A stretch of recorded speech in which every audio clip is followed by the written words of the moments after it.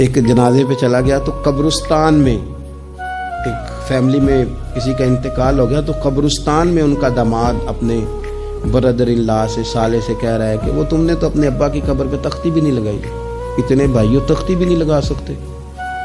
وہ کہنے لگا بھائی جان بس وہ مصروفیت رہی ہے، قبر تو پکی کرا دی تھی تو بس تھوڑے دنوں میں لگوا دیتے۔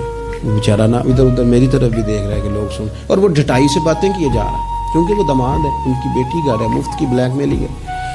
وہ بندہ چلا گیا، میں نے اس کا بازو پکڑ کے سائڈ پہ کر لیا، میں نے کہا یار تجھے قبروں میں بھی اللہ نہیں یاد آیا؟ یہ مفت کی جو آزمائشیں ہم لوگوں کو ڈالتے ہیں نا، اس سے بچیں۔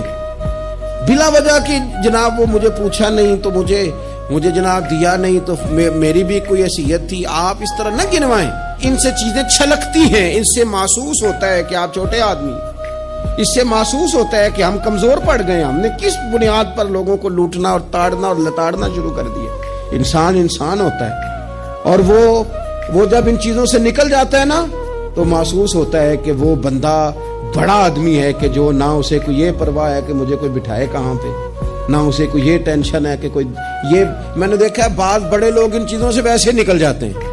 حضرت عمر رضی اللہ تعالیٰ عنہ مال غنیمت کا اونٹ گم ہو گیا تو تلاش کر رہے تھے، تو ایک بندے نے کہا کسی غلام کو کہہ دیتے، فرمانے لگے میں بھی تو غلام ہی ہوں، میں بھی تو اپنے محبوب کا غلام ہوں، کسی غلام کو کہہ دیتے، اس کا کیا مطلب؟ اس لیے اس تکبر سے اپنے آپ کو بچا کے لوگوں کے لیے آسانی کی جائے، اپنوں کو پیار دیا جائے، اپنوں کو محبت دی جائے۔